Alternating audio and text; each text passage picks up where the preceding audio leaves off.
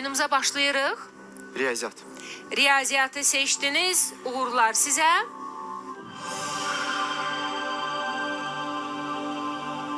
Tərəfi 4 cm olan kvadratın perimetri 16. Düzdür. 60 ay neçə ildir?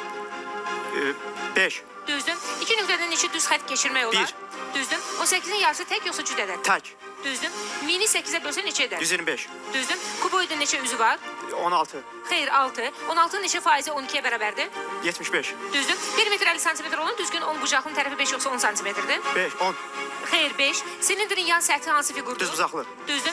100-dən kiçik ilk sadə ədəd neçədir? 97. Düzdür. Diametr vətəri yarı bölürsə onlar arasındakı bucaq neçə dərəcədir? 90. Düzdür. 5 həftədə 29 yoxsa 35 gün var? 35. Düzdür.